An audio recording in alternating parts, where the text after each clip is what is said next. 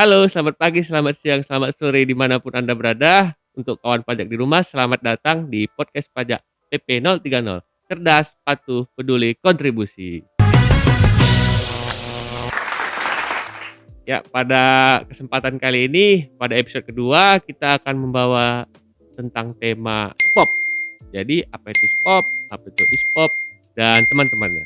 Jadi, sebelum masuk ke materi, kita harus perkenalan dulu ya. Pada kesempatan kali ini kita kedatangan tamu ya dari KPP Pratama Pematang Siantar oleh Kak Wina, atau kita persilakan untuk perkenalan lebih dahulu. Hai semuanya, namaku Wina. Saya penilai dari Kantor Pelayanan Pajak Pratama Pematang Siantar. Hai. Nah, cukup singkat ya perkenalannya Kak ya. Untuk penilainya Kak sudah berapa tahun kira-kira? Aku jadi penilai udah mau hampir 3 tahun lah, sejak 2018 kayak 3 gitu. tahun ya. Berarti udah cukup mumpuni untuk menjawab pertanyaan-pertanyaan dari podcast ini ya. Mudah-mudahan. Oke, langsung aja Kak untuk mempersingkat waktu. Kita kan sekarang ngomongin tentang ini Mhm, ya Kak, SPOP. mhm, Jadi kira-kira SPOP itu apa? Kalau misalnya kawan pajak ada yang belum tahu nih, mhm. kira-kira apa ya? SPOP itu sama kayak SPT lah, SPT tahunan. Kepanjangannya itu Surat Pemberitahuan Objek Pajak. Jadi kalau di kita itu, SPOP itu untuk memadai ke PBB sektor P5, sektor perkebunan, perhutanan, pertambangan, dan sektor lainnya, seperti itu. Kayak misalnya Pemda itu P2, pedesaan dan perkotaan, kayak gitu. Tapi di kita P5, yang tadi aku bilang itu, kayak gitu. Nah, jadi kita kan di sini ngomongin SPOP. Ada juga nih layanan terbaru dari DJP yaitu ISPOP. Mhm, Kira-kira mhm. bedanya apa dengan SPOP ya, Kak? Bedanya yang pasti SPOP itu manual, SPOP elektronik. Elektronik berarti penyampaiannya melalui internet, Elektronik. elektronik. Nggak pakai kertas lagi Heeh, berarti ya. iya betul, nggak perlu pakai berkas fisik lagi. Jadi yang membedakan SPOP yang lama sama ISPOP berarti cara penyampaian aja. Iya betul. Sama kayak SPT berarti ya. Iya, Sekarang SPT dengan mhm, e-filing ataupun ISPT gitu iya ya. betul sekali. Oke, berarti cara penyampaiannya aja. Jadi kira-kira Kak, apa yang mendorong untuk terbentuknya ISPOP itu sendiri? Ya, samalah latar belakangnya kayak terbentuknya e-filing ya, untuk mempermudah wajib pajak kayak gitu. Keuntungannya ya untuk mempersingkat waktu, mempersingkat biaya transportasi mungkin Mhm. kalau ke kantor pajak melapor-melapor kayak gitu. Nah, jadi intinya kita mempermudah ya wajib Iya pajak betul, ya. mhm, Jadi kita mempermudah wajib pajak dari segi transportasi iya, mungkin mhm. misalnya, dari segi waktu juga ya. Jadi intinya kita juga mengimbangi teknologi mungkin ya, Oh iya Kak, heeh. pastinya. Karena semakin lama kan Iya, heeh, teknologi betul semakin betul Kak, advance, kita harus juga ikuti jangan ketinggalan zaman mhm, DJP-nya ya, Kak. yap betul sekali. Nah, jadi untuk kita misalnya wajib pajak nih mau menggunakan aplikasi ISPOP, Mhm. kira-kira cara menggunakannya itu dari mana, Kak, kalau boleh tahu? Oh, cara menggunakannya sama kayak e-filing, yang pasti kita harus pertama kali punya akun DJP online. Cara memiliki akun DJP online yang pasti harus memiliki e-fin terlebih dahulu. Terus nanti kita mendaftar pakai akun DJP online, dari DJP online nanti di situ bisa diaktifkan menunya menu e-SPOP, seperti itu, Kak.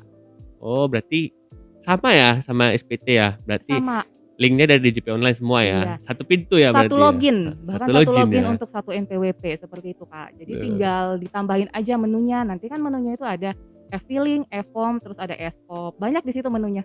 Heeh, tinggal luar dipilih aja. luar biasa sekali berarti DJP udah ngakomodir hampir semua Iya mungkin ya betul layanannya sekali, ya? Kak, betul betul. Nah, setelah itu sama SPOP yang lama Mhm, dengan ISPOP yang baru, bukan yang baru ya, cara penyampaian yang iya. baru, itu ada perbedaannya nggak, Kak, di waktu akhir batas penyampaian Oh, dengan mhm syarat-syaratnya mhm. dengan SPOP yang lama? Kalau jatuh temponya tetap saja ya, 30 hari dari tanggal diterimanya SPOP oleh wajib pajak. Tetapi bedanya dengan manual adalah kalau e-SPOP ini tanggal penyampaian SPOP-nya ke wajib pajak itu sudah dinasionalkan. Setiap tahun untuk sektor perkebunan, sektor pabum itu setiap tanggal 2 Februari. Jatuh temponya berarti 3 Maret. Kalau sektor perhutanan itu tanggal 31 Maret. Jadi tanggal jatuh temponya tanggal 31 Maret berarti 30 April seperti itu. Sudah dinasionalkan. Kalau dulu kalau manual kan itu berdasarkan KPP-nya kapan diantar seperti itu. Tapi tetap jatuh temponya adalah tanggal 30 hari semenjak tanggal diterima WP-nya, seperti itu, Kak. Berarti jatuh tempo sama-sama yang manual berarti ya? Iya betul, heeh, Saya sampai lupa tadi Kakak. Saya kan juga nanya tentang ini ya, syarat-syarat penyampaiannya, apakah ada yang berbeda Kak dengan skop yang lama? Oh, syaratnya itu yang pasti lampiran ya, seperti itu ya, kayak Iya, lampiran. lampiran-lampiran. Perbedaannya sama sekali nggak ada sih, Kak, apa yang waktu dulu manual, itu juga yang diminta untuk elektronik. Perbedaannya paling karena elektronik ini kan sistem ya, sistem itu kayak lebih sensitif. Jadi kalau misalnya lampirannya ada yang kurang satu, tidak di-upload ya, itu dia nggak mau di-upload, Kak, seperti itu. Jadi karena ya seperti itu kalau manual kan kita kalau ada yang kurang nih, mesti menghubungi WP-nya, "Ini Pak kurang," seperti itu kan. Mungkin di WP-nya agak sulit ya, tapi nggak terlalu sulit lah ya, cuman melengkapin aja kayak gitu. Di kitanya juga enak, ya sama-sama enak lah, nanti terbiasa juga kan ya tiap tahun seperti itu elektronik. Mungkin lebih tepatnya lebih ini ya, Kak, mempermudah dengan cara ngingetin apa yang kurang. Jadi kalau Iya misalnya iya. kurang, jadi WP-nya belum bisa upload mungkin gitu ya, Kak? Iya betul. Mungkin pada awalnya namanya juga baru tahun pertama ya, mungkin Mhm. agak sulit, tapi nantinya terbiasa lah pastinya, Kak. Oh mungkin untuk awal-awal agak susah Mhm kali ya mhm mungkin. mhm. Agak Makanya mungkin kaku di awal. nah, karena agak kaku di awal, itu misalnya kita sebagai wajib pajak ada kendala nih, Mhm kaku misalnya mhm ngisinya mhm. nih. Jadi Iya kaku bingung ngisinya, ya, bingung di heeh. awal karena pakai Mhm e-Spop mhm. ini, jadi kan ada yang berbeda, itu kira-kira bisa bertanya ke siapa ya?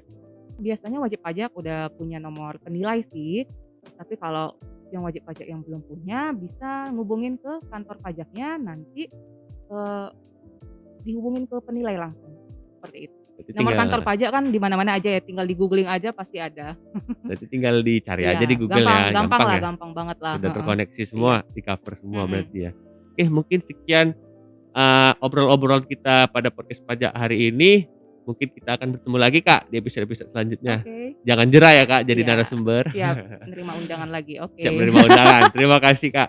Jadi sekian podcast kita kali ini yang telah dibawakan oleh kakak kita dari KPP Pratama Pematang Siantar. Kita ucapkan terima kasih kepada kawan pajak di rumah yang sudah mendengarkan. Sampai jumpa.